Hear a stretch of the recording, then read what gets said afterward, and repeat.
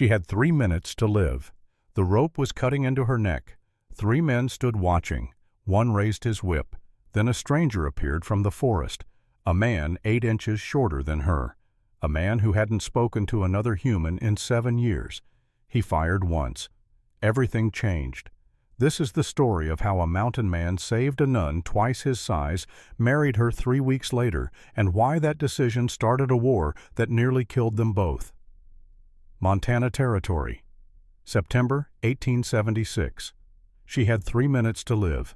The rope around her neck was cutting into flesh, drawing blood that ran in thin rivulets down pale skin.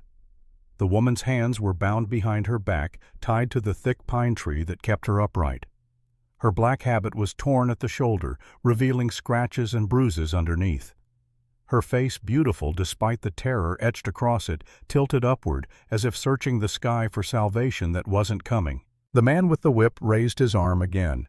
This is the story of how a mountain man saved a nun twice his size and why that decision almost killed them both.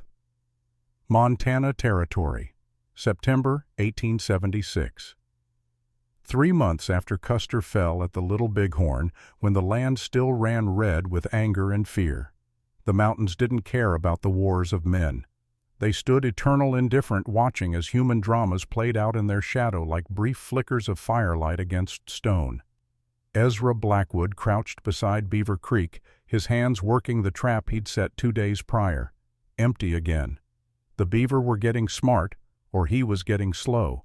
At 39 years old, 7 years alone in these mountains, maybe both were true. His reflection in the water showed a stranger. Lean face carved down to angles and shadows. Beard, thick and unkempt, streaked with gray that hadn't been there when Sarah was alive. Hair past his shoulders now tied back with a strip of leather. Eyes that had forgotten how to see people, only tracks and signs and threats. He straightened, listening. The forest had its own language if you knew how to hear it. Bird calls, wind through pine, the creek's constant murmur, and something else, a scream, human, female, distant but clear in the thin mountain air. Ezra's hand went to the rifle slung across his back. 7 years since he'd heard a human voice that wasn't his own. 7 years since he'd wanted to. But that scream, it bypassed thought, went straight to something deeper. Training from another life. Instinct older than civilization. He moved toward the sound. Through the pines, stepping soft despite his buckskin boots. Reading the ground as he went. Fresh tracks. 3 horses. Men wearing hard-soled boots, not moccasins. Moving fast, careless. They weren't hunters. Hunters moved quiet, respectful. These men moved like they owned the mountain and everything on it. The scream came again, closer now. Ezra slowed, approaching from downwind.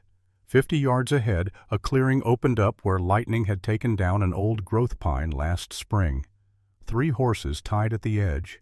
3 men standing in a half circle around something. Someone. He bellied down in the underbrush, watching. The woman was enormous. Even from this distance, even bound and on her knees, he could see she was taller than any of the men. 6 feet at least, maybe more. Shoulders broad as a man's under that torn black habit. Arms thick with muscle. The kind of woman who could work a farm or swing an axe, or apparently make 3 men nervous enough to tie her like a dangerous animal. The man with the whip was in his 40s, lean and hard, with a face that had forgotten kindness long ago. He wore a brown duster despite the warm afternoon, and underneath Ezra could see the telltale bulge of a pistol. "Last chance, sister." The man's voice carried across the clearing, flat and certain. "Where's the deed, the land papers your daddy left?" The woman's head came up. Even terrified, even bleeding, there was defiance in the set of her jaw. "I don't know what you're talking about." "Frank." The second man spoke up, younger, maybe 25. He had the look of someone who'd stumbled into deeper water than he'd meant to wade. "Maybe she really doesn't know. Maybe the old man never told her." "Shut up, Tommy." Frank didn't even look at him. He raised the whip again. "Your daddy was Jacob Thorne. He owned 500 acres in the valley and $3,000 in the bank. All of it goes to you if you claim it before your 28th birthday, which is—" he consulted a piece of paper from his pocket, 6 weeks from now. Now where are the papers? The third man, heavy-set and breathing hard, shifted his weight. Frank, we've been at this 2 hours. Sun's getting low. Maybe we should just finish her and search the body. That's the plan, Pete, but I want those papers first. Frank stepped closer to the woman. Last chance, sister. Tell me or I cut your throat and we find them ourselves. The woman's lips moved. Praying, Ezra realized. She was praying. Frank raised the whip. Ezra's rifle came up smooth and practiced. The distance was 80 yards, maybe 90. Slight downhill angle. Wind from the west at maybe 5 miles per hour. Pete was closest, standing with his back to Ezra, pistol loose in his holster. Tommy was to the left, nervous eyes darting. Frank was the leader of the threat, but he was partially blocked by the woman. Take Pete first. Eliminate one gun, then adjust. Ezra squeezed the trigger. The shot cracked across the clearing like a branch snapping. Pete spun, clutching his shoulder, and went down hard. His scream was high and childlike, shocking from a man that size. Frank whipped around, pistol clearing leather fast. Too fast.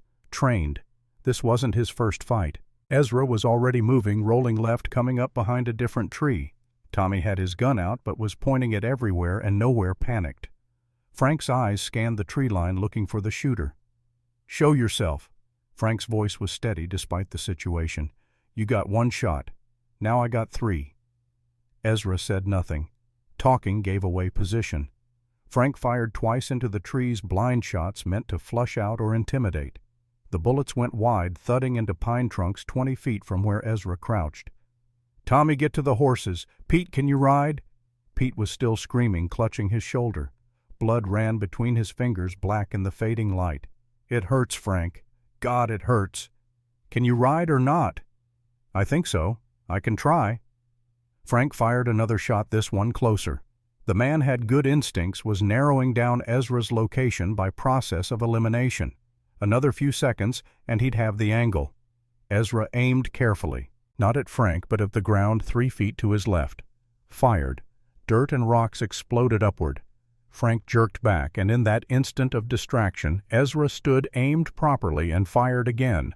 The pistol flew from Frank's hand, struck by a bullet that missed his fingers by inches. Frank froze, looking at his empty hand, then at the tree line where smoke still drifted. Next one goes through your eye. Ezra's voice, unused for so long, came out rough as gravel. Leave. Now. Tommy was already running for the horses. Pete struggled to his feet, whimpering. Frank stood his ground a moment longer, and Ezra could see him calculating odds. 3 men, 2 guns left, 1 wounded. Against an unseen shooter who'd just demonstrated 2 perfect shots under pressure. This ain't over, Frank said finally. He backed toward the horses, never taking his eyes off the trees. You hear me? Victor wants her dead. She'll be dead. Keep talking and you'll beat her to it. Frank helped Pete onto a horse, swung up onto his own. Tommy was already mounted, white-faced, ready to bolt. Frank looked once more at the woman still tied to the tree, then at the forest where death waited. This ain't over, he said again. Then he spurred his horse and all 3 men crashed away through the brush, leaving silence behind. Ezra waited, counted to 60, listened for the sounds of retreat or ambush. When he was sure they were truly gone, he stepped into the clearing. The woman's head snapped up at the sound of his boots. Her eyes were dark, impossibly dark, and even now they held more suspicion than relief. She watched him approach like a deer watches a wolf. Not sure yet if this predator is better than the last. Ezra stopped 10 feet away. This close, she was even larger than he'd thought. Sitting down, her head came up to his chest. Standing, she'd tower over him. Her face was a mixture of bloodlines, the strong bones of the Shoshone, the pale skin of the Irish, beautiful in a way that made his throat tight. I'm going to cut you loose, he said. Don't run, you're hurt. She nodded, not speaking. He approached slowly, drew the knife from his belt. The rope around her neck was soaked with blood where it had cut in. He sliced through it carefully, and she gasped as pressure released. Her hands next bound so tight the leather had left deep grooves in her wrists. When the last binding fell away, she slumped forward, catching herself on hands and knees. "Breathe slow," Ezra said. "You're safe." She drew in air in ragged gulps, each one seeming to hurt. Her shoulders shook. Crying or shock, he couldn't tell. Then Pete's voice, weak but venomous. "You son of a bitch." Ezra spun. Pete had fallen from his horse 20 yards back, too weak to ride. Now he was on the ground, propped against a tree, and his good hand held his pistol, aimed at Ezra's back. The distance was too far. Ezra's rifle was up, but Pete was already squeezing the trigger. Time stretched. Ezra saw his own death in the black circle of that barrel. Then the woman moved. She was big, but God, she was fast. She launched herself upward and forward, putting her body between Ezra and the gun. The pistol cracked. The woman grunted. They both went down in a tangle of limbs and fabric. Ezra's rifle came up. He fired once. Pete's head snapped back and he was still. Silence. Absolute and terrible. Ezra scrambled to his feet, looked down. The woman was on her side, breathing hard. Blood spread across her left shoulder, soaking into the black fabric. "Why'd you do that?" The words came out harsher than he meant. "Why?" She looked up at him. Those dark eyes found his and held them. "You saved me. I couldn't let him kill you. You don't even know me." "I know enough." She tried to sit up, winced, fell back. "You came when I screamed. That's enough." Ezra knelt beside her, his hands hovering over the wound, unsure. He hadn't touched another person in 7 years. Hadn't wanted to. The thought of it made something twist in his chest. But she was bleeding, and that mattered more than his fears. "I need to see how bad it is," he said. She nodded. He peeled back the torn fabric of her habit. The bullet had gone through the meat of her shoulder, missing bone, exiting clean, painful but not fatal. He pulled off his neckerchief, wadded it against the wound. "Press here, hard as you can stand." She obeyed, her large hand covering his makeshift bandage. "Can you walk?" "I think so." "We need to go, now. Those men might come back with friends. My cabin is 3 miles north. Can you make 3 miles?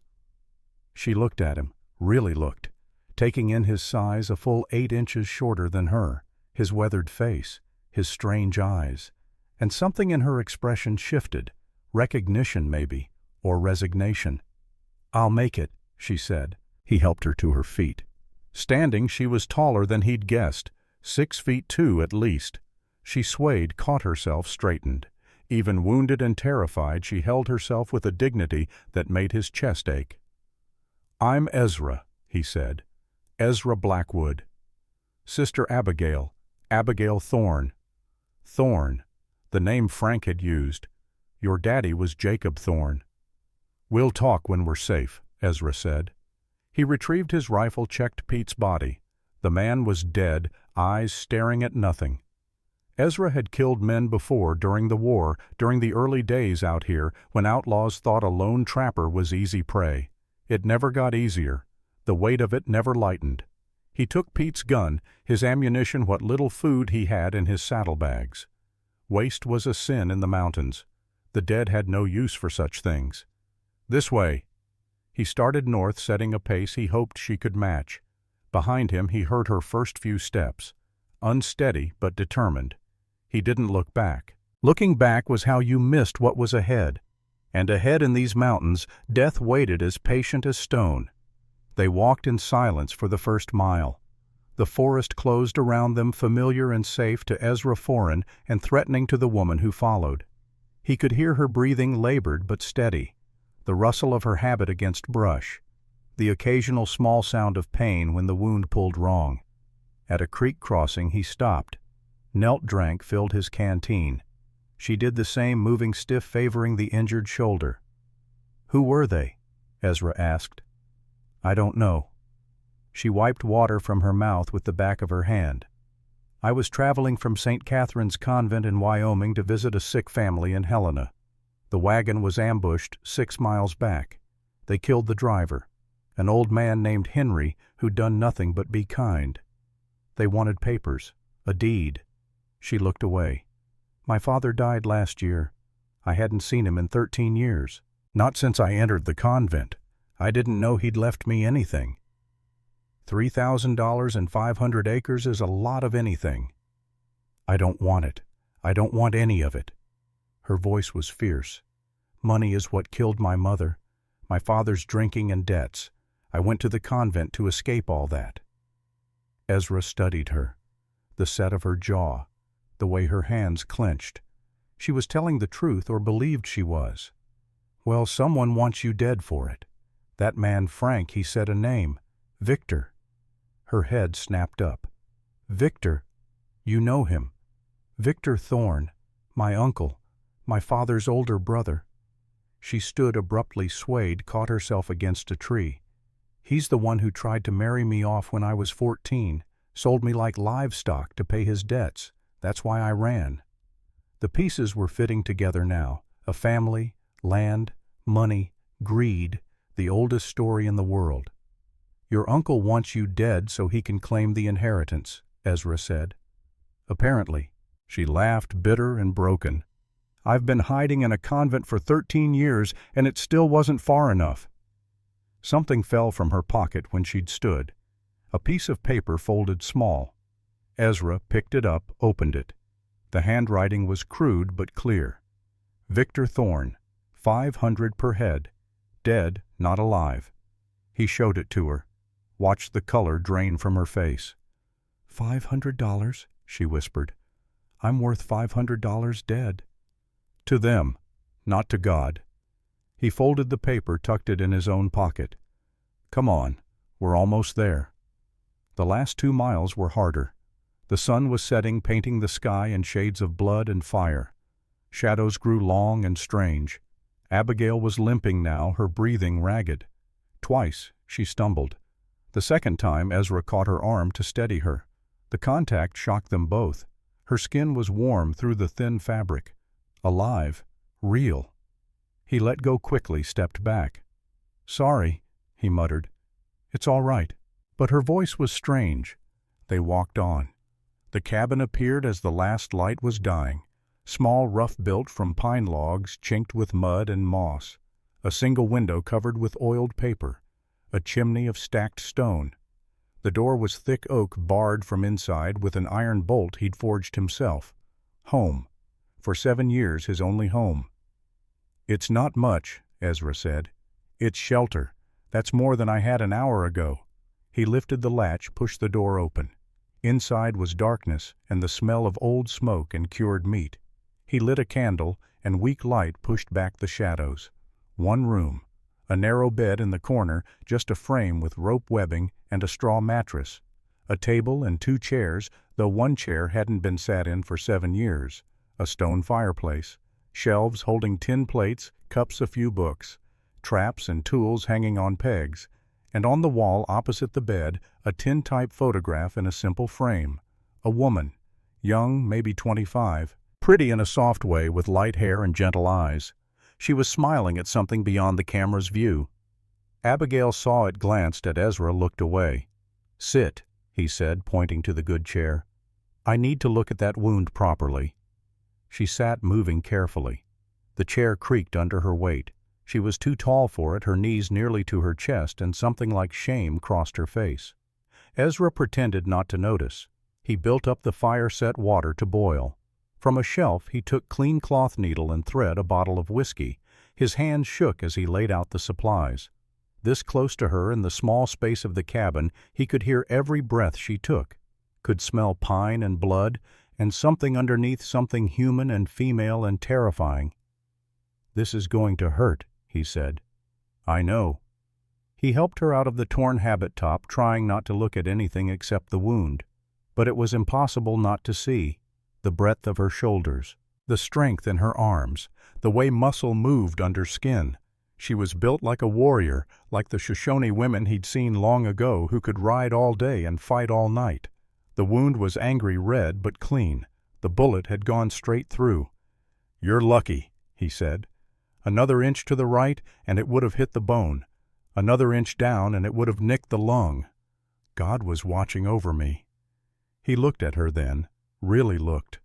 At her face composed despite the pain, at her eyes clear and certain even now. "You really believe that?" "I do." She met his gaze without flinching. "Don't you?" Ezra turned back to the wound, threaded the needle.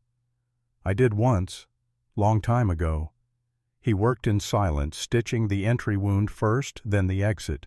She didn't make a sound, though he felt her muscles tense with each pass of the needle. When he was done, he wrapped it tight with clean linen. "Drink this." He handed her the whiskey. She took a swallow, coughed. "I haven't had whiskey since I was 12. It'll help with the pain and infection." She took another drink, handed the bottle back. Their fingers brushed. She pulled back as if burned. "I'm sorry," she said quickly. "I'm not used to. I mean, in the convent, we don't." "I understand." And he did. Whatever discomfort he felt, she felt worse. A woman who'd hidden from the world for 13 years suddenly thrust into a tiny cabin with a strange man. He saw the way she held herself. Careful, guarded, ashamed. "Take the bed," he said. "I'll sleep on the floor." "I can't take your bed." "You're wounded. You need rest." His tone left no room for argument. She stood, moved toward the bed, paused. "The woman in the picture, was she your wife?" Ezra's jaw tightened. "Yes." "What happened to her?" "She died." The silence stretched. Abigail seemed to understand that was all the answer she'd get. She lay down on the bed, too tall for it, her feet hanging off the end. She turned to face the wall. "Thank you," she said softly, "for saving my life." "You saved mine, too. We're even." Outside, full darkness had fallen. Ezra banked the fire, checked the bar on the door, blew out the candle. He lay down on the floor near the hearth, his rifle within reach. The floorboards were hard against his back. He'd slept on worse. In the darkness, he could hear Abigail breathing. Slow and steady, the breath of someone who'd learned to find calm in chaos. It was the first time in 7 years he'd fallen asleep to the sound of another person breathing. He didn't know if that made him feel better or worse. Sometime deep in the night, he woke to the sound of horses. His eyes snapped open. He was on his feet, rifle in hand, before his mind fully caught up to his body. The sound came again. Multiple horses, moving slow, trying for quiet but not succeeding. Men who knew how to ride but not how to hunt. Ezra moved to the window, peered through a gap in the oiled paper. Moonlight painted the clearing silver. 3 shapes on horseback, maybe 40 yards out. Frank's voice carried clear in the night air. "Blackwood, we know you're in there. Send out the nun." Behind him, Ezra heard Abigail sit up. "How do they know my name?" he whispered. That was the question, wasn't it? He'd been alone for 7 years. Anonymous, unknown. And yet Frank had called him by name. "Blackwood," Frank called again. "You got something that don't belong to you. Give her up and you can live." Ezra checked his ammunition. 6 rounds in the rifle. Pete's pistol had 4. Not enough for a sustained fight, but enough to make them think twice. "What do we do?" Abigail's voice was steady, but he could hear the fear underneath. "We wait. They can't get in unless they want to come through the door one at a time, and they're not that stupid." A gunshot cracked. The window exploded, inward glass and paper shredding. Abigail dropped flat. Ezra stayed low, moved to the side of the window. "That was a warning," Frank shouted. "Next one goes through the door." Another shot. The heavy oak door shuddered but held. Ezra returned fire, aiming high, not trying to hit, but to establish cost. The night erupted in muzzle flashes. Bullets punched through the cabin walls, 1, 2, 3. The logs were thick, but not thick enough. Wood splinters flew. Abigail crawled across the floor to where Ezra crouched. "We can't stay here. They'll just keep shooting until they hit one of us." She was right. The cabin was a trap now, not a shelter. "There's a back window," Ezra said. "Small, but you might fit." "Might? We'll make you fit." Another volley of shots. One bullet passed so close to Ezra's head he felt the wind of it. They were getting the range now, adjusting their aim. "Go," he said. "Now." Abigail crawled toward the back of the cabin. Ezra fired twice more, keeping their attention on the front. He heard the scrape of the window opening, a muffled curse, and then silence. "I'm stuck." Abigail's voice came from the darkness. Of course she was. The window was built for a man his size, not a woman built like a warrior. Ezra moved back, keeping low. She was wedged in the window frame halfway through, unable to move forward or back. "Don't," she said. "Don't what?" "Don't laugh." God help him, he wanted to. The absurdity of it, this giant woman stuck in a window while men tried to kill them both. But her voice held such mortification, such shame, that the urge died. "Push," he said. "I'll help from this side." He braced his hands against her back, pushed. She pushed from the other side. The window frame creaked, groaned, and then with a sound like a tree branch snapping, she popped through. He heard her land hard on the other side. Another bullet came through the front wall, this one close enough that splinters stung his cheek. Ezra grabbed his rifle, squeezed through the window after her. It was tight, even for him. On the other side, Abigail was on her hands and knees, breathing hard. "Can you run?" he asked. "Yes." "Then run." They ran. Into the forest, away from the cabin, into darkness so complete Ezra could barely see 3 feet ahead. But he knew these woods. Every tree, every stone, every game trail. He'd walked them for 7 years in all seasons, all weathers. They were his home more than any building. Behind them, Frank's voice rose in anger as he realized they'd escaped. Find them. They can't have gone far. But they could, and did. Ezra led Abigail east, then north, then west, doubling back and crossing their own trail to confuse pursuit. Through a creek to kill the scent, up a rocky slope that left no tracks, into a hollow where an old lightning-struck pine had fallen and left a gap beneath its massive trunk. "In here," Ezra whispered. They crawled under the log into a space barely large enough for 2. So close he could feel the heat of her body, hear every breath. So close that 7 years of solitude pressed against him like a physical weight. They waited, listening. Voices in the distance, horses moving through brush. The sounds grew closer, then farther, then faded entirely. Still they waited. An hour passed, maybe 2. The moon moved across the sky.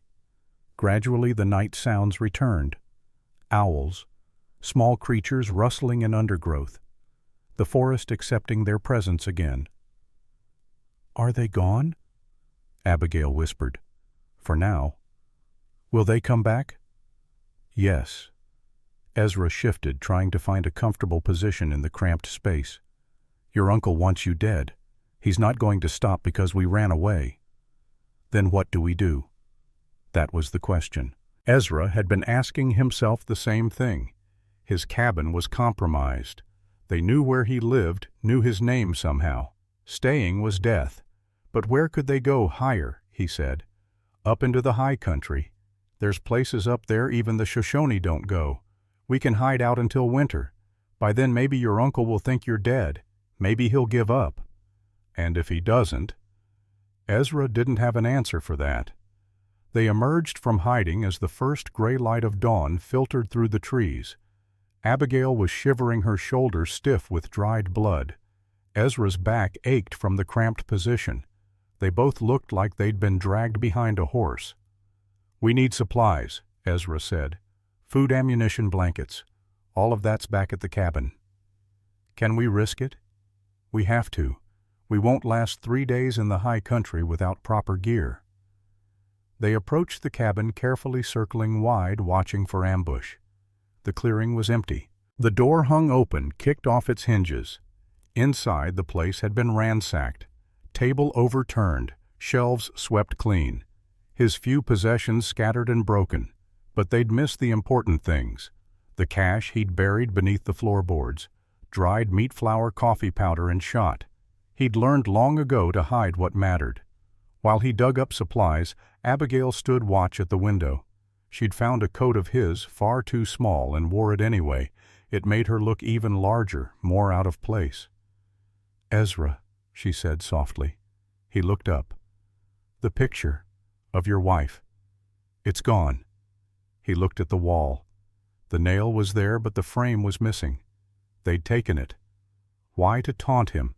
to prove they'd been here. It didn't matter. The picture was gone, and Sarah's face would fade a little more from his memory. "Doesn't matter," he said, but his voice was rough. "I'm sorry." "Not your fault."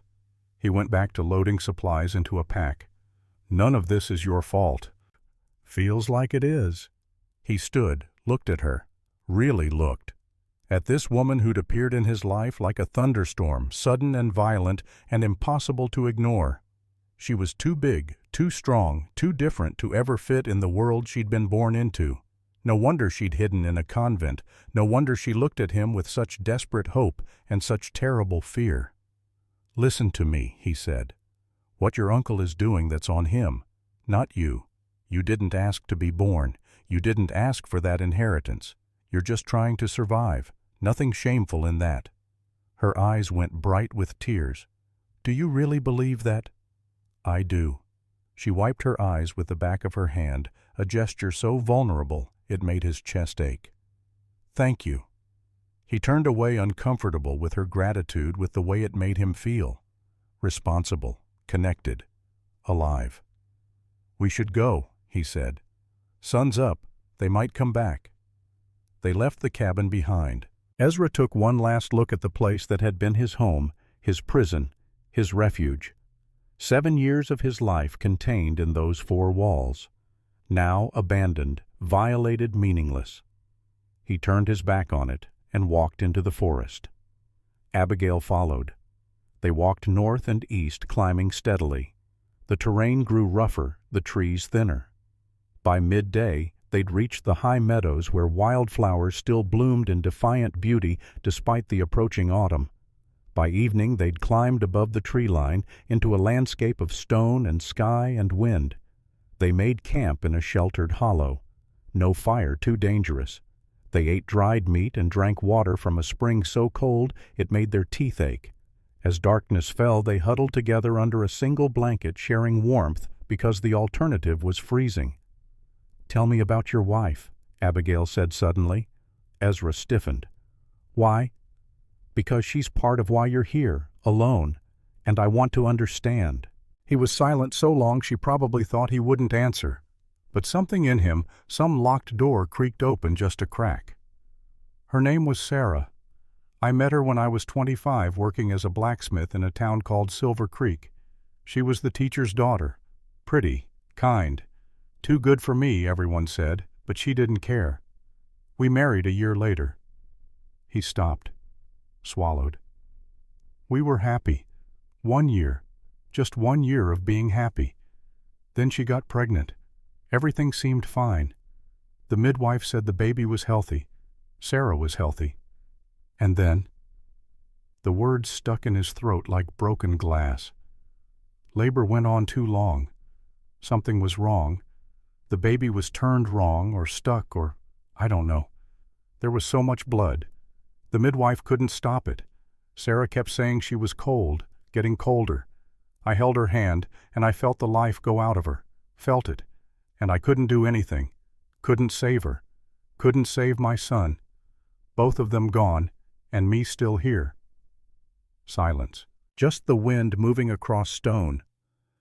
"I buried them behind the cabin, under a pine tree Sarah loved, and then I couldn't stay. Couldn't look at the people who pitied me or blamed me or tried to comfort me. So I left. Came up here. Been here ever since." Abigail's hand found his in the darkness, squeezed gently. "I'm sorry," she said. "I'm so sorry." "Not your fault either. I know, but I'm still sorry it happened." They sat like that, hands clasped, 2 broken people holding on to each other in the dark. "My mother died when I was 11, Abigail said. "They said it was fever, but I saw the bruises. I knew what my father did to her when he drank. He killed her just as sure as if he'd put a gun to her head, and then he tried to sell me to pay his debts. 14 years old, and he was going to marry me off to a man 3 times my age." Her voice was steady, but Ezra could hear the old pain underneath. "I ran, walked for 2 days, found St. Catherine's Convent. Sister Margaret. She was the one who opened the door. She took one look at me, bruised and scared, and too tall and too dark to fit anywhere, and she said, "God's been waiting for you, child. Come in." 13 years I stayed, learning to read and write, learning to pray, learning to be still and quiet and small even though I'm none of those things. And I thought, this is my life now, this is where I belong, and it was better than where I'd been. But it wasn't home, Ezra said. No, it was never home. I was always too much, too big for the beds, too strong for the work they gave me, too different. Sister Margaret tried to make me feel welcome, but I saw how the others looked at me, like I was a mistake God made, too much woman, too much Indian, too much. Her hand tightened on his. And then you looked at me, and you didn't look away, didn't flinch, didn't tell me to be smaller or quieter or less. You saw me. Ezra didn't know what to say to that. Didn't know how to explain that he saw her because he was broken too. That broken things recognize each other. "We should sleep," he said instead. "Long climb tomorrow." But neither of them let go of the other's hand. They slept poorly, waking every few hours to the sounds of the mountain. Once, a pack of wolves howled in the distance. Once something large moved through the hollow below. Each time Ezra's hand went to his rifle. Each time Abigail pressed closer. When dawn came gray and cold, they rose stiff and sore. Ezra's back ached.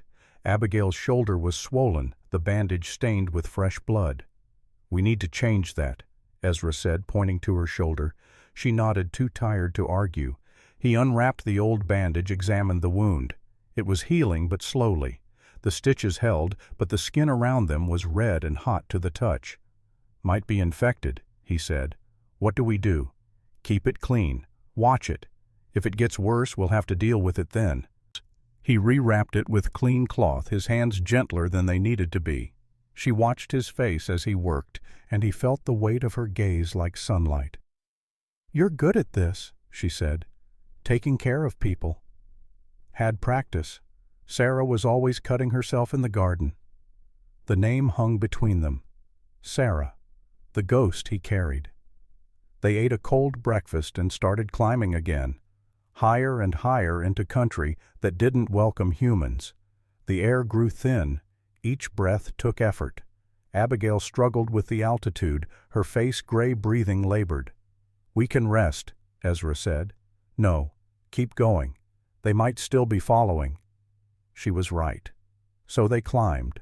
By noon they'd reached a plateau, a flat expanse of stone and scrub with a view that stretched 50 miles in every direction. To the south, Ezra could see smoke rising, multiple campfires, a hunting party or a search party. "They're still looking," Abigail said. "Yes. How long will they keep looking? Until they find us or give up. Your uncle paid $500 for your death. Men have killed for less." She sat down heavily on a rock. "I don't understand. I never wanted the money. I never wanted any of it. If I could give it to him, I would. It's not about the money anymore. It's about witnesses. We saw his men. We can testify. As long as we're alive, he's at risk. So we run forever." Ezra looked at her, at this woman who'd done nothing wrong except be born to the wrong family, who'd tried to hide from the world and had the world come after her anyway. "No," he said. "We survive until winter. Then we figure out what comes next. And if they find us before winter." He didn't answer. The answer was death, and they both knew it. They walked on. The cave Ezra found on the third day wasn't much, but it was shelter. A split in the mountainside hidden behind a curtain of scrub pine deep enough to stand in, wide enough for two. The floor was dry stone, the ceiling high enough that even Abigail could stand upright without stooping. "We'll stay here," Ezra said, dropping his pack, "at least until we figure out our next move." Abigail sank down against the cave wall, exhausted. 3 days of climbing had drained her. The wound in her shoulder throbbed with every heartbeat. Her legs shook with fatigue. But she was alive. They both were. Ezra set about making the cave livable. He gathered deadfall for a fire, careful to choose wood that would burn with minimal smoke. Built a fire ring from stones. hung his traps near the entrance to warn of approaching animals or men, spread his bedroll in the driest corner. "Only one blanket," he said, not looking at her. "We'll have to share again." "I know." The words hung between them heavy with implications neither wanted to examine. That night, as they huddled together for warmth, Abigail spoke into the darkness. "Can I ask you something?" "Yes." "The rings you wear, around your neck. I've seen you touch them when you think I'm not looking." Ezra's hand went automatically to the leather cord to the 2 gold bands that hung there, his and Sarah's. 7 years he'd worn them, 7 years of carrying her memory against his skin.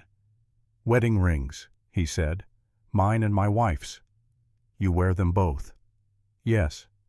"Why?" He didn't answer immediately. The question cut deeper than she knew. Why did he wear them to remember to punish himself, to keep the world at bay? "Because I can't let go," he said finally. "I know she's gone. I know she's been gone 7 years. But if I take them off, if I let her go, then it's like she never existed. Like that year we had together meant nothing. And I can't make it mean nothing." Abigail was quiet for a long moment. Then, "That's not a sin, Ezra, to still love someone who died. Feels like one sometimes. Like I'm supposed to move on, let go, keep living. But I don't know how." Her hand found his in the darkness. The gesture was becoming familiar, comforting. "Maybe you're not supposed to let go completely," she said.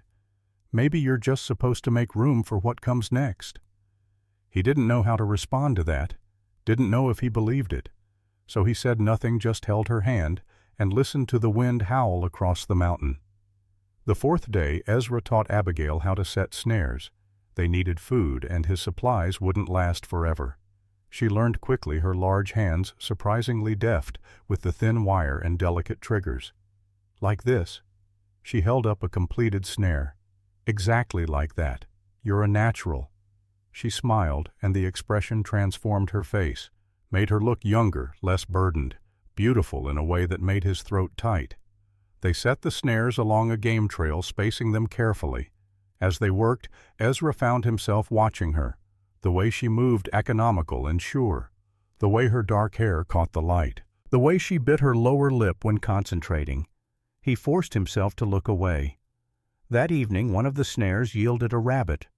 Ezra showed Abigail how to skin and gut it, how to save the hide for tanning, how to use every part. She watched intently, not squeamish, just focused. "You're good at this," she said as he worked. "Teaching, I mean." "Had to learn it all myself, trial and error, lot of error in the early days." "Is that how you learned to shoot, trial and error?" "No, that was the war, 1861 to 65. I was barely 20 when it started. Came back different, came back knowing how to kill." He spitted the rabbit, set it over the fire to roast.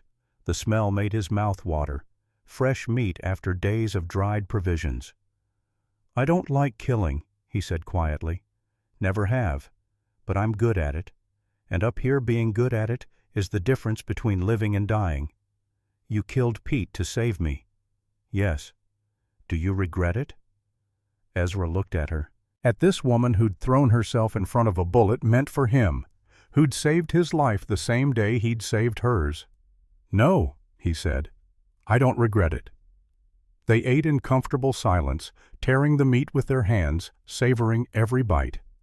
When they were done, Abigail licked her fingers and sighed. "That's the best meal I've had in 13 years. Ezra laughed, surprised by the sound coming from his own throat. "Really better than convent food. Convent food is porridge and bread and vegetables boiled until they surrender. This is real. It's just rabbit. It's more than that. It's freedom." The word hung in the air between them. Freedom. Was that what this was? Running for their lives, hiding in a cave, hunted by men who wanted them dead. But looking at her face flushed with firelight and satisfaction, he thought maybe she was right. Maybe freedom wasn't about being safe. Maybe it was about being yourself, finally without walls or rules or shame. The 5th day brought trouble. Ezra was checking the snares when he found the tracks, fresh, less than an hour old. 3 horses moving slow, searching. They'd passed within a quarter-mile of the cave. He hurried back, his heart pounding. Abigail was sitting at the cave entrance mending a tear in her habit with a needle and thread from his kit. "They're close," he said without preamble. "We need to move. Now." She didn't argue, didn't ask questions, just stood, gathered what little she'd unpacked, and waited. Ezra made a decision. "Higher. There's a place I know. Old hunting camp the Shoshone used before the wars. No one goes there anymore. If we can reach it, we'll be safe." "How far?" 8 miles. Rough terrain. Can you make it?" She looked at her shoulder, still bandaged, still healing, looked back at him. "I'll make it." They left everything they couldn't carry, the extra blanket, half their food, things that would slow them down. Ezra scattered the ashes of their fire, brushed away footprints, did what he could to erase evidence of their presence. Then they ran. 8 miles doesn't sound like much. On flat ground, a good walker can cover it in 3 hours. But this wasn't flat ground. This was mountain terrain, steep and treacherous, littered with loose scree and hidden drops. And they weren't walking. They were running, driven by fear and desperation. Abigail's face went gray after the first mile. After 2, she was gasping for breath. After 3, she stumbled. Ezra caught her arm. "We can rest." "No, keep going." "You're hurt."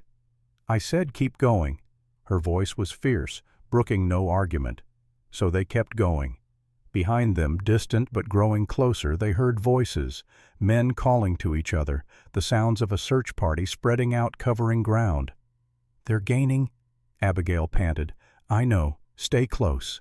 Ezra led them off the main trail into dense brush that tore at their clothes and skin, through a stream to break their scent, up a rocky slope that left no tracks. Every trick he knew, every skill he'd learned in 7 years of solitude, he used now. But the voices kept coming. At the top of a ridge, Ezra paused, breathing hard, looked back, saw them. 3 riders, maybe half a mile back. One of them was Frank. Even at this distance, Ezra recognized the brown duster, the purposeful way he sat his horse. "He's not giving up," Abigail said. "No, he's not." "We can't outrun horses." "No, but we can go where horses can't." He pointed ahead. A sheer rock face, maybe 50 feet high, vertical with only narrow ledges and small handholds, impossible for horses, difficult even for men. "We have to climb that." Abigail's voice was small. "Yes. I've never climbed anything in my life." "You're strong. You can do this. Just follow me. Step where I step. Hold what I hold." He started up without waiting for her agreement. The rock was rough under his hands, solid. He'd climbed this face before years ago when he was exploring the high country. Knew which holds were solid, which would crumble. Below, he heard Abigail start to climb. Heard her ragged breathing, the scrape of her boots on stone. "Don't look down," he called. "Just look at the rock in front of you." A gunshot cracked. The bullet struck stone 2 feet from Ezra's hand, spraying rock chips. He looked down. Frank and his men had reached the base of the cliff. They couldn't follow, but they could shoot. "Climb faster," Ezra said. Another shot, this one closer. Frank was getting the range. Ezra pulled himself over a ledge, reached down. "Give me your hand." Abigail stretched up. Their fingers touched, clasped. He pulled. She pushed. For a moment she was suspended between earth and sky, held only by his grip on her wrist. Then she was up, collapsing on the ledge beside him. No time to rest. Ezra pulled her to her feet, and they kept climbing. Below, Frank's voice rose in frustration. "You can't run forever, Blackwood. We'll wait you out. You have to come down eventually." But they didn't come down. They went up, higher and higher, until the men below were small as ants, until Frank gave up shooting, the distance too great, until the voices faded entirely. At the top they collapsed. Abigail's hands were bleeding from rough rock. Ezra's arms shook with exhaustion. But they'd made it. "Is this it?" Abigail asked when she could breathe again. "The hunting camp. Number. That's still 4 miles north. But they can't follow us this way. We bought ourselves time." "How much time?" "Enough. I hope." They rested for an hour, then moved on. The terrain here was different, flatter, more open, sparse vegetation, mostly rock and lichen, and cold. So cold the wind cut through their clothes like knives. "I'm freezing," Abigail said, her teeth chattering. Ezra took off his coat, draped it over her shoulders. It was far too small, barely covered her back, but it was something. "You'll freeze," she protested. "I've been cold before. I'll manage." They walked on, leaning into the wind. The hunting camp appeared at dusk, a shallow cave larger than the one they'd left, with the remains of old fires and crude drawings on the walls. Animals and hunters and spirits rendered in ochre and charcoal by hands long dead. "Shoshone?" Abigail asked, touching one of the drawings gently. "Yes, my wife was half Shoshone. She told me about places like this, sacred places where the people came to hunt and pray and connect with what came before. She would have liked knowing you brought me here." Ezra looked at her surprised. "Why do you say that?" "Because I'm half Shoshone too, and because she loved you. Anyone who loved you would want you to keep living." The words hit him harder than he expected. He turned away, busied himself with building a fire. That night they ate the last of the dried meat and drank water melted from snow. The fire pushed back the darkness, but not the cold. They huddled together under Ezra's coat, shivering. "Tell me something," Abigail said. "Something true." "What do you mean?" "Something you've never told anyone. A secret." Ezra was quiet for a long time. Then, "Sometimes I forget what Sarah looked like. I try to remember her face and I can't.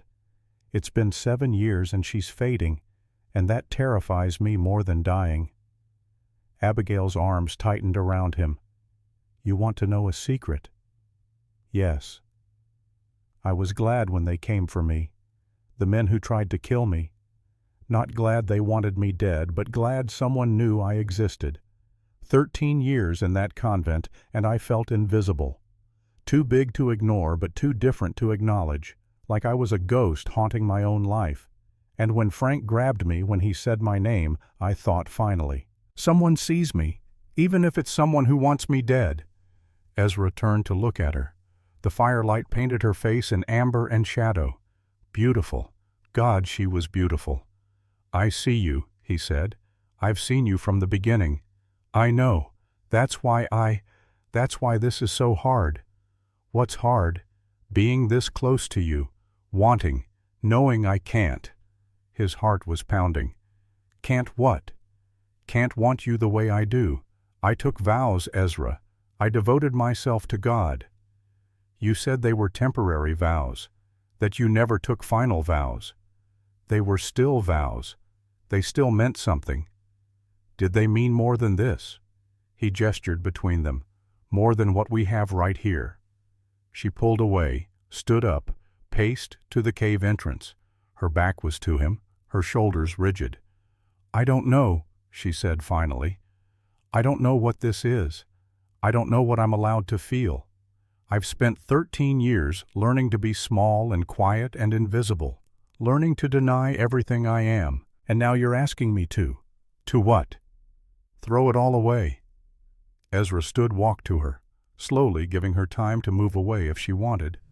She didn't move. "I'm not asking you to throw anything away," he said quietly. "I'm asking you to choose, maybe for the first time in your life, not what your father wanted, not what the church wanted, what you want." "I don't know what I want." "Yes, you do. You're just afraid to say it." She turned then, and her eyes were bright with tears. "You're right. I am afraid. Because what I want is impossible. I want to be normal, to be small enough to fit, to be the kind of woman men don't look away from, to be loved not despite what I am but because of it. And that's not going to happen, not for someone like me." Ezra reached up, placed his hand on her cheek. She had to lean down for him to reach, and the gesture made his chest ache. "You're wrong," he said. "You're not too much. You're not wrong. You're perfect exactly as you are. God made you big and strong and beautiful for a reason. Maybe this reason. Maybe you were made to survive this. To survive what's coming. What if I don't want to just survive? What if I want to live? Then live. The space between them crackled with tension. Abigail's breathing quickened. Ezra could feel his own pulse in his throat. "I don't know how," she whispered. "Neither do I. We'll figure it out together." He stood on his toes. She leaned down. Their lips met. The kiss was gentle at first, tentative. Two people who'd forgotten how to touch learning again, then deeper, hungrier. 7 years of loneliness pouring out of Ezra, 13 years of denial breaking in Abigail. When they pulled apart, both were breathing hard. "We shouldn't," Abigail said, but she didn't move away. "I know. This is wrong." "Is it?" She looked at him, really looked, at this small, weathered man who'd saved her life, who'd run with her into the wilderness, who looked at her like she was something precious instead of something broken. "No," she said. "It's not wrong. It's the first thing that's felt right in 13 years. They kissed again. The 6th day dawned cold and clear. Ezra woke first as always. Abigail was curled against him, her head on his chest, still sleeping. In sleep, the tension left her face. She looked younger, peaceful. He didn't want to wake her, didn't want to break this moment. But the sun was up and they needed food, and staying in one place too long was dangerous. He eased out from under her, careful not to wake her, picked up his rifle, headed out to check for game. The mountain was quiet. No birds sang. No small creatures rustled in the brush, the kind of quiet that preceded danger. Ezra's instincts screamed at him. Something was wrong. He turned to head back to the cave. That's when he heard it. A sound like distant thunder, but wrong. Not from the sky, from the mountain itself. He looked up. A wall of white was racing down the slope. Avalanche, triggered by the morning sun warming yesterday's snowfall. Not huge, not the kind that could bury a town, but big enough, fast enough, coming straight for the cave where Abigail slept. Ezra ran, faster than he'd ever run, screaming her name. "Abigail, get out now." He saw her emerge from the cave, confused, still half asleep. Saw the moment she spotted the avalanche, saw her freeze in terror. "Run!" He was still 50 yards away, too far. "Run!" She ran, toward him, away from the cave. But the avalanche was faster. It hit her like a physical blow. Snow and ice and rock tumbling, roaring. She went down, disappeared under white. "No!" Ezra's scream tore from his throat. "No!" The avalanche swept past him close enough to spray his face with ice. Then it was gone, rushing down the mountain, leaving devastation behind. Silence. Ezra scrambled over the debris. Snow 3 feet deep in places. Rocks the size of his head. And somewhere underneath Abigail. "Abigail!" He dug with his hands frantically. "Abigail, where are you?" A sound. Faint. A moan. He followed it. There. A hand protruding from the snow. He grabbed it, pulled, dug with his other hand, clearing snow from her face. She gasped, coughed, sucked in air. Alive. Thank God, alive. "Can you move?" Ezra asked, still digging. "I think. My leg. Something's on my leg." He dug faster. Found the problem. A boulder, maybe 200 pounds, pinned across her shin. He tried to lift it. Couldn't. Not enough leverage. "I'm going to find something to pry it off. Don't move." Not planning to. He found a thick branch in the debris, wedged it under the boulder. Pushed. The rock shifted slightly. Pushed harder. His muscles screamed. The branch creaked, threatened to snap. "Come on," he grunted. "Come on." The boulder moved, inch by inch. Finally enough that Abigail could pull her leg free. She cried out in pain, but she was free. Ezra dropped the branch, knelt beside her. Her leg was swelling already, bruised dark purple. "Can you stand?" "I can try." He helped her up. She put weight on the leg, whimpered, nearly fell. He caught her. "It's not broken," she said through gritted teeth, "just badly bruised." "Can you walk?" "Not fast, not far." That's when they heard the voices. Frank's voice, closer than it should be. "Did you hear that? Sounded like an avalanche. North side." Another voice, one of his men. Think it got them? Only one way to find out. Let's go. Ezra looked at Abigail. She was in no condition to run. Her leg could barely support her weight, but staying meant death. We have to go, he said. Now. She nodded, her face pale with pain. He got his shoulder under her arm, took most of her weight. Together they stumbled away from the avalanche site, heading east away from the voices. They didn't get far, maybe half a mile. Abigail was trying, but each step sent pain shooting through her leg. She was slowing them down, and they both knew it. "Leave me," she said finally. "No. Ezra, you can't carry me. I'm too big, too heavy. Save yourself." I said no. Why won't you leave me?" He stopped, looked at her. At this woman who'd become everything in the space of 6 days, who'd made him feel alive for the first time in 7 years. "Because I can't," he said simply. "I can't lose you. Not you." Tears spilled down her cheeks. "Ezra." He kissed her, hard and desperate and full of everything he couldn't say. When he pulled back, her eyes were wide. "You love me." "Yes." "That's impossible." And yet here we are. A gunshot cracked close enough that they heard the bullet whine past. They both dropped Ezra, covering Abigail with his body. Frank emerged from the trees, pistol raised.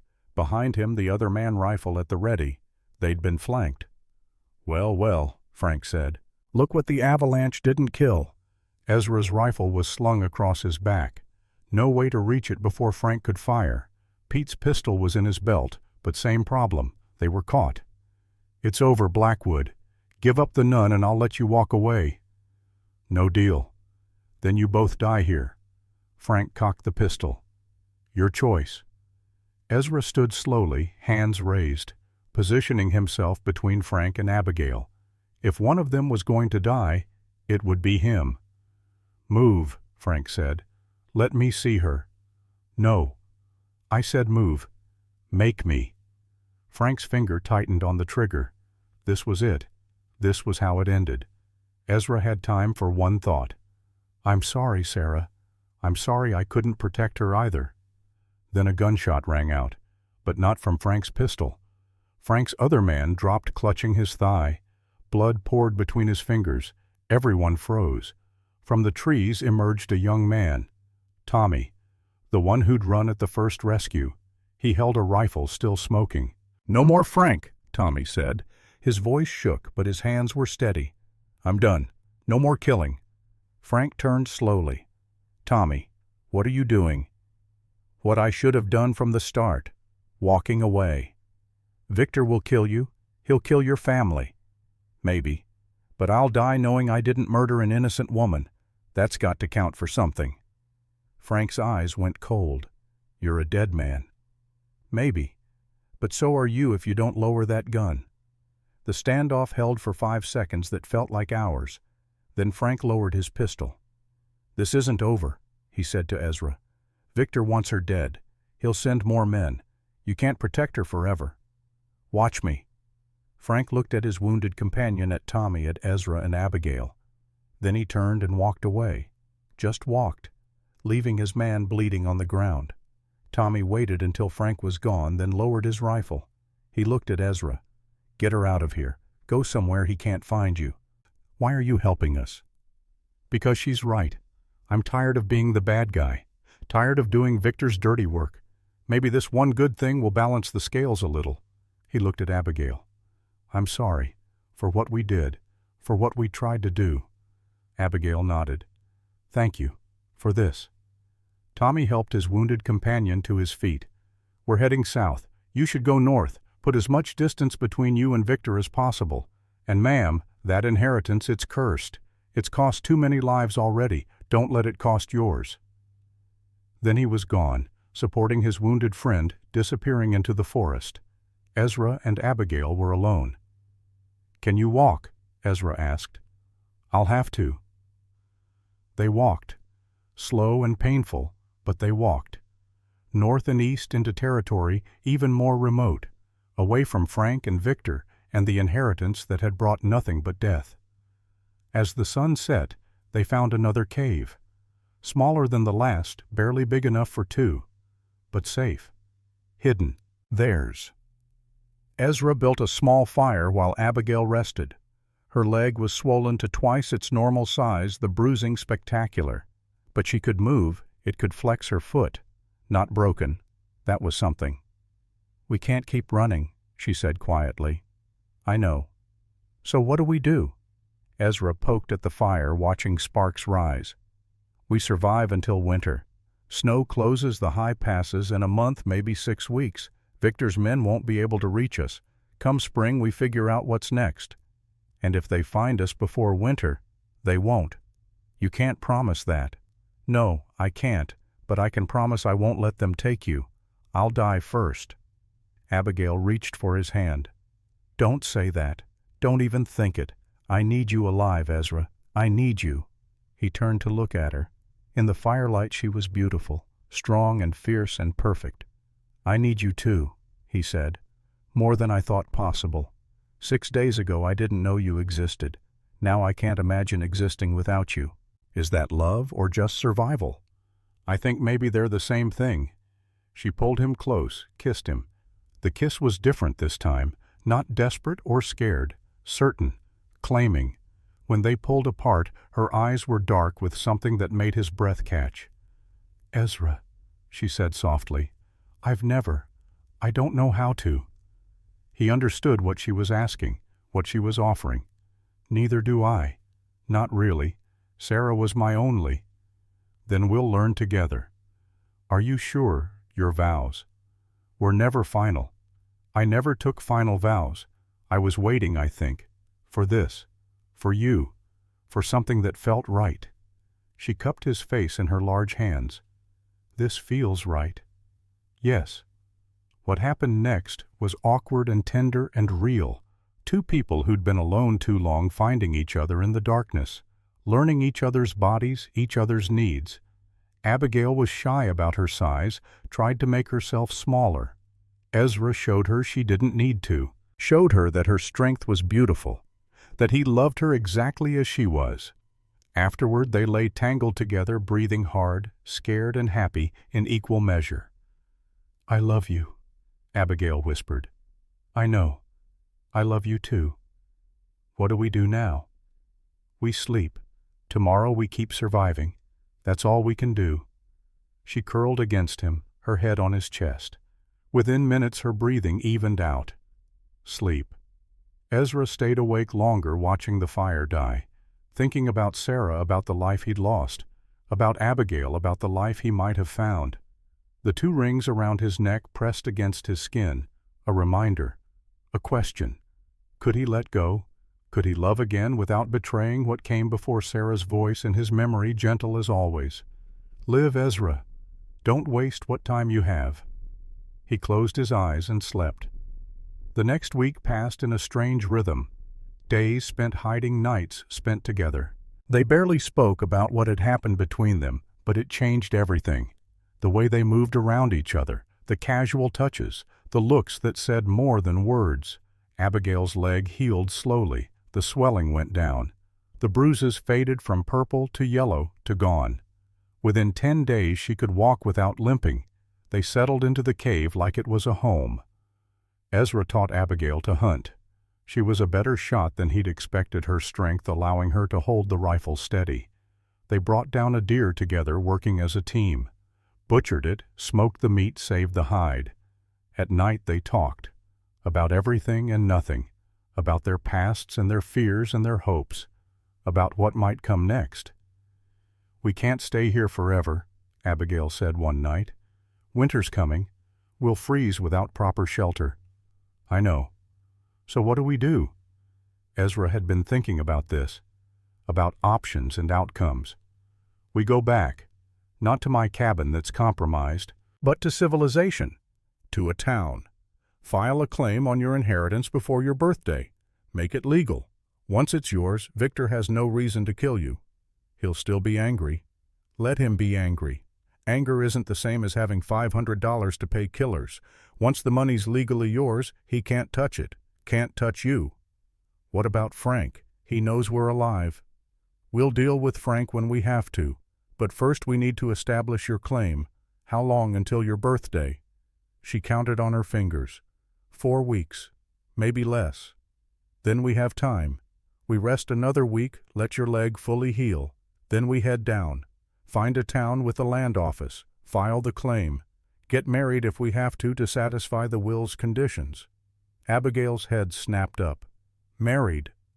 Ezra realized what he'd said, the assumption he'd made. His face went hot. "I mean, we don't have to. I just thought." Yes, I'll marry you, Ezra Blackwood, if you're asking." I'm asking poorly, but I'm asking." She smiled that rare full smile that made her beautiful. "Then yes, 1,000 times yes." They kissed, and it felt like a promise, like a beginning. But beginnings, Ezra knew, were fragile things, easily broken. And somewhere down the mountain Victor Thorne was plotting. Frank was hunting. Death was waiting. For now, though, they had this moment, this cave, each other. It would have to be enough. The descent took 3 days. 3 days of picking their way down trails that grew easier as the elevation dropped. 3 days of watching their backs, expecting Frank to appear at every turn. But the mountain remained quiet, empty except for them and the wind and the birds returning to the valleys for winter. On the afternoon of the 3rd day, they saw it. Silver Creek, a small town nestled in a valley, maybe 300 souls wood buildings scattered along a single main street. Smoke rose from chimneys. The sound of a blacksmith's hammer rang clear in the thin air. Civilization. Ezra stopped at the tree line, suddenly reluctant. 7 years since he'd walked into a town. 7 years since he'd faced people and their questions and their pity. Abigail's hand found his. "We don't have to do this." "Yes, we do. Your birthday is in 3 weeks. We need to file the claim." "I meant we don't have to do it together. I could go alone. You could wait here." He looked at her, at this woman who'd become his whole world in 2 weeks, who was offering him an escape from the thing he feared most: connection, community, being seen. "No," he said. "We do this together. I'm done hiding." They walked into town side by side, Ezra in his worn buckskins, looking like he'd crawled out of another century, Abigail in her torn black habit towering over him by 8 inches. They made quite a picture. People stopped what they were doing to stare. A woman herding children quickly pulled them inside. A man in front of the general store stepped back, hand going to his hip where a pistol likely rested. Fear and suspicion written on every face. "Where's the doctor?" Ezra called out. The man in front of the store pointed. "End of the street. Blue door. But Doc Miller don't treat Indians." Abigail flinched. Ezra felt rage rise in his chest, hot and immediate, but he swallowed it. Anger wouldn't help them now. "He'll treat a gunshot wound," Ezra said, "or answer to the law for letting someone die." They walked on, ignoring the stares and whispers that followed. Doc Miller was 70 if he was a day white-haired and stooped, with hands that shook slightly from age or drink or both. But his eyes were sharp when he examined Abigail's shoulder wound. 2 weeks old, you said?" "Yes, sir," Abigail answered. "Healing clean. Whoever stitched you knew what they were doing." He glanced at Ezra. "You, yes. Where'd you learn field medicine?" "The war and necessity." Doc Miller nodded understanding in his weathered face. He cleaned the wound again, applied fresh bandage. "Keep it dry. Change the dressing daily. You'll have a scar, but you'll live." "Thank you, doctor. What do we owe you?" $2. Ezra counted out coins from the small stash he'd brought from his cabin. Money he'd saved from selling furs years ago. Hadn't touched it in 7 years. Doc Miller took the coins, studied Ezra's face. "You're Blackwood, aren't you? The hermit up in the high country? Thought you were a ghost story. Mothers used to scare their children." "I'm real enough." "And her?" Doc Miller looked at Abigail. "She's real too. That habit says none, but those eyes say something else. She's real, and she's in trouble. Men are trying to kill her for an inheritance." Doc Miller's expression shifted. "Victor Thorne's niece. I heard rumors. Thought that was ghost story too." "You know Victor?" "Everyone knows Victor. Rich man, owns half the valley. Not a good man, but a powerful one. He looked at Abigail with something like sympathy. Your daddy was Jacob, wasn't he? Good man Jacob. Drank too much, but good underneath. Heard he passed last year. Yes, sir, Abigail said quietly. And he left you the land and money. The whole town knows about it. Will stated you had to claim it before your 28th birthday, or it goes to Victor. When's your birthday, child? 3 weeks from today. Doc Miller whistled low. Cutting it close. You'll need to see the lawyer. James Thornton. Office is across from the church. He's executor of your father's estate. Thank you, Doctor. As they turned to leave, Doc Miller spoke again. Word of advice. This town, it's not kind to difference. You're half Shoshone, he's a white hermit, and you're together. People will talk. Some will do more than talk. Watch your backs. Outside, the sun was setting, painting the street in shades of gold and shadow. They found the lawyer's office easily. A small building, neat and professional, with a sign reading James Thornton, attorney at law. The man who answered their knock was middle-aged, balding, with spectacles perched on his nose. He looked them over with the practiced eye of someone who'd seen everything and was surprised by nothing. Can I help you? I'm Abigail Thorne, Jacob Thorne's daughter. Thornton's eyebrows rose. I'll be damned. We'd heard rumors you were dead. Victor's been telling everyone his men found your body in the mountains. Victor's men tried to make that true, Ezra said. She's very much alive. I can see that. Come in, come in. The office was cluttered with papers and law books. Thornton cleared chairs for them, pulled out a thick file. Jacob's will. Simple enough on the surface, complicated underneath. You inherit 500 acres of prime valley land and $3,000 in the bank, but only if you claim it before your 28th birthday, and only if you're married or intend to marry within 30 days of claiming. Why the marriage requirement? Abigail asked. Your father wanted to make sure you were settled, protected. A woman alone especially, one with your, forgive me, unique situation would be vulnerable. A husband gives you legal protection. Ezra spoke up. We intend to marry. Thornton looked between them, saw something that made him nod. Then we can file the claim today. I'll need proof of identity. Do you have your baptismal certificate? Anything with your name and birth date? Abigail's face fell. No, everything I had was in the wagon when we were attacked. The men burned it. That's a problem. Without proof of identity, Victor can contest the claim. Say you're an imposter. I'm not an imposter. I'm Jacob's daughter. I believe you, but we need proof. Someone who can testify to your identity. Someone the court will believe. Silence. Abigail had been gone 13 years. Who would remember her? Who would testify? Father Patrick, Thornton said suddenly. The priest at St. Mary's. He baptized you, didn't he? He'd remember. I don't know. I was an infant. Worth asking. Church records go back 50 years. If you're in there, we have our proof. They found Father Patrick in the church, an old stone building at the edge of town. The priest was ancient 80, at least bent with age, but sharp-eyed. He listened to their story, studied Abigail's face. Jacob Thorne's daughter, he murmured. Yes, I remember. You were a squalling thing, big even as a baby. Your mother was Shoshone, beautiful woman. Singing Bird, they called her.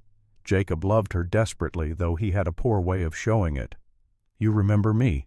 Child, I've baptized 300 babies in this valley. I remember the ones who were different. You were different.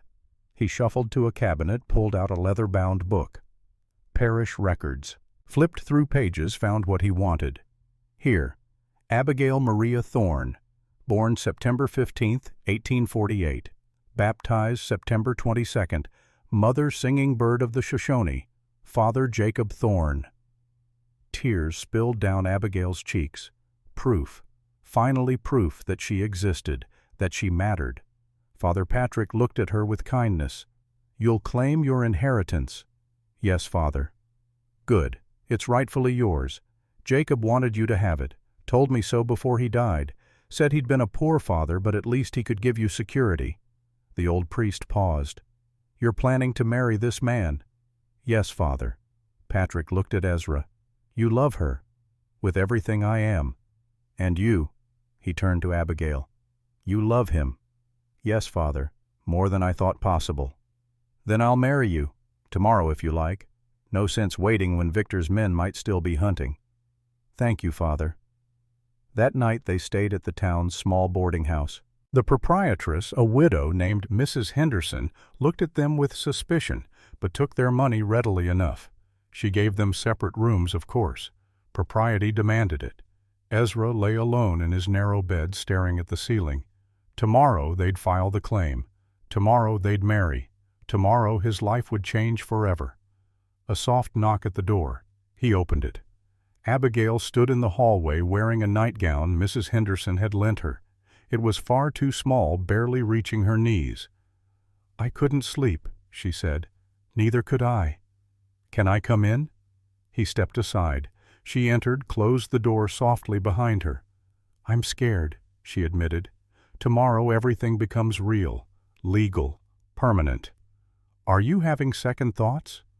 "No, not about you, about me, about whether I deserve this, happiness, a life outside the convent, love." Ezra took her hands in his. They were so much larger than his, rough from work, strong enough to break him, and yet they trembled. "You deserve everything," he said. "Every bit of happiness this world can give. You've earned it with every day you survived, every day you kept going when it would have been easier to quit. You really believe that?" "I do." She kissed him then, deep and desperate. They made love quietly, conscious of thin walls and neighbors. Afterward she lay in his arms.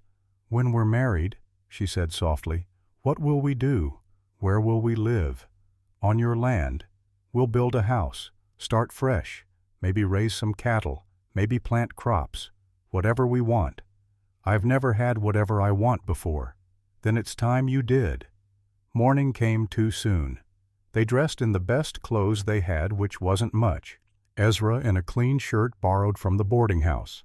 Abigail in a simple dress Mrs. Henderson had found, the only one large enough to fit. At the lawyer's office they filed the claim. Thornton witnessed and notarized the documents. Made copies for the land office, the bank, the county clerk. "It's done," he said. "The land and money are legally yours, Miss Thorne, or will be once you marry." "How long before Victor finds out?" "He probably knows already. Small town. Word travels fast." Thornton's expression was grave. "Watch yourself. Victor doesn't like losing, and this is a big loss." At 11 o'clock they stood before Father Patrick in the small church. No guests, no music, no flowers. Just them and the priest and God. "Dearly beloved," Father Patrick began. The words washed over Ezra. Words he'd heard before 7 years ago when he'd married Sarah. The same promises, the same vows, but different too, because he was different, older, scarred, aware of how fragile happiness was. "Do you, Ezra Blackwood, take this woman to be your lawfully wedded wife?" "I do." "And do you, Abigail Thorne, take this man to be your lawfully wedded husband?" Abigail's voice was strong and certain. "I do." "Then, by the power vested in me, I pronounce you husband and wife. You may kiss your bride." Ezra stood on his toes. Abigail leaned down. Their lips met, and it felt like coming home. They signed the register. Father Patrick handed them a marriage certificate, legal proof of their union. "Go with God," he said, "and watch out for Victor. He's not done with you yet." They emerged from the church into bright autumn sunlight and found half the town waiting. Not a mob, not exactly, but not friendly either. 30, maybe 40 people standing in the street, staring, whispering. Among them Ezra recognized faces from yesterday, the man from the general store, Mrs. Henderson, others. And at the front, a woman in her 50s, well-dressed with a face like stone. She stepped forward. "So it's true," she said. "Jacob's half-breed daughter returned from the dead to steal what's rightfully Victor's." Abigail's hand tightened on Ezra's. "The land is mine by law. My father left it to me." "Your father was a drunk who married a savage. You have no right to land in this valley." Murmurs of agreement from some in the crowd, but not all. Ezra saw uncertainty on some faces, discomfort. "The law says different, Mrs. Crawford." Father Patrick's voice rang out. He'd followed them from the church. "The will is legal, the claim is filed, the marriage is witnessed. Abigail Blackwood is the rightful owner of that land, and no amount of prejudice changes that." Mrs. Crawford's face reddened. "Prejudice? I'm speaking common sense. Look at her. She's too big, too dark, too wrong for this town. And him." She gestured at Ezra. "A hermit who abandoned civilization for 7 years. What kind of man does that—" "A man who'd lost everything," Ezra said quietly. "A man who needed time to heal. But I'm here now, and I'm not leaving. We'll see about that." The crowd began to disperse, some with angry backward glances, others with thoughtful expressions. Mrs. Crawford left last, her spine rigid with disapproval. "Well," Abigail said when they were alone, "that went well?" Despite everything, Ezra laughed. "Could have been worse. At least no one threw anything. Yet." They walked to the bank, presented their papers, accessed Jacob's account. $3,000 in gold and notes. A fortune. More money than Ezra had seen in his entire life. "What do we buy first?" Abigail asked. "Supplies, tools, lumber, everything we need to build a house before winter." They spent the afternoon at the general store. The proprietor, a man named Hayes, was cold but professional. Took their money, loaded their supplies. When they mentioned building a house, he sneered. "Good luck finding anyone to help. No one's going to work for Victor's enemy." "I'll do it myself if I have to," Ezra said. "You—" Hayes looked him up and down. "You're half the size of your wife. How you going to raise walls and beams? By being twice as stubborn." That got a reluctant smile from Hayes. "You might at that." They rented a wagon, loaded their supplies. As they were finishing, a voice called out, "Need help with that." A young man approached, maybe 20, with an honest face and work-rough hands. "Name's Billy. I heard what you're doing, building on the Thorn land. I'd like to help." "We don't have much money to pay," Abigail said. "Don't want money, just want to do what's right. Your pa was kind to me when I was orphaned, gave my ma work cleaning his house. Least I can do is help his daughter." Ezra felt something crack in his chest. Kindness. He'd forgotten how it felt. "We'd be grateful for the help," he said. Billy grinned. "When do we start?" "Tomorrow. Sunrise." As they drove the wagon out of town toward the land that was now theirs, Abigail was quiet. "What are you thinking?" Ezra asked. "That maybe this could work. Maybe we could build something here, not just a house, a life." "We will. I promise." The land was beautiful. A flat meadow backed by pine forest with a creek running through and mountains rising in the distance. Jacob had chosen well. The soil was good. Water was plentiful. There was timber for building and game for hunting. They camped that first night under the stars. Ezra held Abigail close, thinking about the future, about the house they'd build, the children they might have, the life stretching ahead. "I love you," he said. "I love you too." And for the first time in 7 years, Ezra believed that love was enough. The next weeks were a blur of work. Billy proved invaluable, strong and skilled and tireless. Others came too drawn by curiosity or conscience or boredom. Doc Miller donated timber from his land. Widow Jensen brought nails and tools her late husband had left. Even Hayes from the general store contributed roofing tiles grudgingly. One by one, people helped. Not everyone. Mrs. Crawford and her circle stayed away, spreading poison about the half-breed and her hermit husband. But enough people helped that the house began to rise. Walls went up, a roof went on, windows were fitted, a stone fireplace built. It was small, just 3 rooms, but it was theirs. Home. 5 months after the wedding, Abigail announced she was pregnant. Ezra's first reaction was terror. Memories of Sarah, of blood and death and loss. But Abigail's joy was infectious, and Doc Miller was confident. "She's strong," he said. "Stronger than any woman I've seen. She'll be fine." The pregnancy was difficult. Abigail was sick for months. The baby was large, growing fast. But she never complained, just kept working, kept living, kept loving. In late spring 1877, her water broke. Ezra sent Billy for Doc Miller, then stayed by her side, held her hand through the contractions, whispered encouragement, prayed to a God he wasn't sure he believed in. Labor lasted 14 hours. 14 hours of pain and fear and determination, and then finally a cry. A son, healthy, perfect 9 pounds, dark hair like his mother, strong like his mother. But Ezra's eyes. Doc Miller placed the baby in Ezra's arms, the weight of him, the reality of him, alive and crying and beautiful.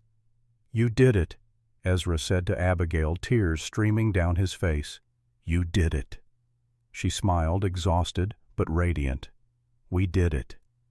They named him Daniel, after no one in particular, just a name that meant, "God is my judge," a reminder that judgment came from higher powers than Mrs. Crawford and her circle. That night Ezra sat alone outside while Abigail and Daniel slept. He took the leather cord from around his neck, the one with Sarah's ring and his old wedding band, held them in his palm. "Thank you," he whispered to Sarah's memory. "Thank you for the year we had. Thank you for teaching me how to love. I'll never forget you. But I have a new family now, a new life, and I need to let you rest." He walked to the pine tree near the house, dug a small hole at its base, placed the rings inside, covered them with earth. "Goodbye, Sarah." It felt like releasing a breath he'd held for 7 years. The years passed. Daniel grew strong and clever. 2 years later, a daughter came. They named her Emma, after no one, just because Abigail liked the sound. Then twin boys 3 years after that. The house grew too small. They added rooms, then built a barn, bought cattle, planted crops. The land prospered, and slowly the town accepted them. Not everyone. Mrs. Crawford went to her grave disapproving, but her children were kinder. Her grandchildren played with Daniel and Emma and didn't see color or size or difference. Just friends. Abigail started teaching. First just her own children, then others. Parents who wanted their children to read and write brought them to the Blackwood house. Within 5 years they'd built a proper schoolhouse. Within 10 it was the only school for 50 miles. Ezra helped where he could, hunted to provide meat for families who couldn't afford it, trapped in winter, built furniture and tools, became a part of the community he'd fled 7 years before. And always at the center of everything was Abigail. Teaching, loving, building. Too big and too strong and too much woman for anyone except Ezra, who'd loved her from the moment he saw her tied to that tree. 30 years passed. Ezra woke one morning in 1906 and knew something was wrong. His chest felt tight. His left arm ached. He tried to sit up and couldn't. Abigail, he managed. She was beside him instantly. 57 years old now, her hair streaked with gray, her face lined with age and laughter, still beautiful, still his. "What is it?" "My heart, I think this is it." "No, don't you dare. Don't you leave me." But they both knew. 69 years was a good run, longer than he'd expected back in those dark days after Sarah died. Doc Miller came, confirmed what they knew. Hours, maybe a day. Daniel came with his wife and 3 children. Emma came with her husband and 2 daughters. The twins came both ranchers, now both married with families. The house filled with people, with life. Ezra drifted in and out. At one point he opened his eyes to find Abigail beside him holding his hand. "I got to live," he whispered, "because of you. Thank you. We lived. Together. That's all that mattered." "The rings, Sarah's rings, are they still under the tree?" "Yes." "Good. Let them stay. Let her rest. You're my wife. You're my love. You're everything." Tears spilled down her weathered cheeks. "I love you, Ezra Blackwood. I love you, Abigail Blackwood."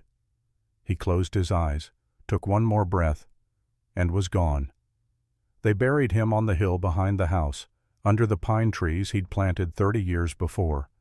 The whole town came, even those who'd once disapproved, because in the end he'd proved himself, had become one of them, had earned his place. Abigail lived another 10 years, kept teaching, kept the school running, kept the memory of Ezra alive in everything she did. When she died in 1916 at 68, they buried her beside him, under those same pines, together in death as they'd been in life. The school continued. Thorn Academy, they called it, named for Abigail. Over the years, hundreds of children learned to read and write within its walls, learned that being different wasn't being wrong, that love could cross any divide, that size and color and background mattered less than character. Their great-grandchildren still live in Silver Creek, still tell the story of the mountain man and the giant nun, of how two people both running from pain found each other in the wilderness, found love, found home. On the wall of Thorn Academy hangs a plaque, founded by Abigail Blackwood, 1876. Who taught us that being different is not being wrong, and that love makes us all the right size. This is their story. The mountain man who learned to live again, and the giant nun who learned she was never too big for love. They saved each other, and in doing so, they built something that outlasted them both.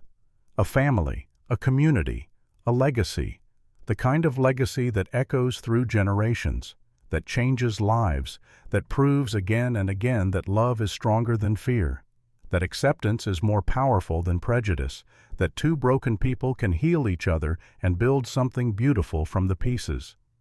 Silver Creek still stands, the school still teaches, the land still prospers, and under the pine trees on the hill, two graves sit side by side. The markers are simple.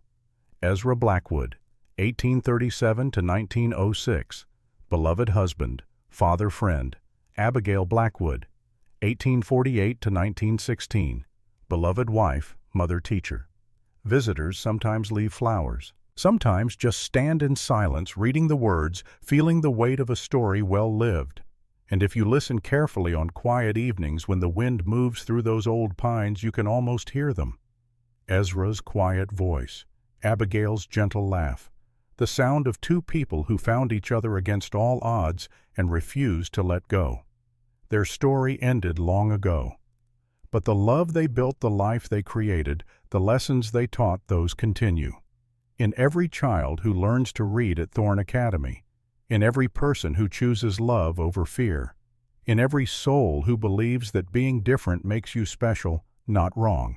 That's the true legacy, not land or money or buildings, but the simple truth that love, real love, the kind that sees you and accepts you and cherishes you exactly as you are, that love changes everything.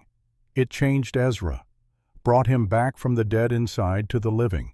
It changed Abigail, showed her she was never too much, just exactly enough. And it changed everyone who knew them, who saw proof that the impossible was possible, that the unlikely was beautiful, that two people could be so different and yet so perfectly matched. This is the story of how a mountain man saved a giant nun, and how she saved him right back, and how together they saved each other. Forever. The end.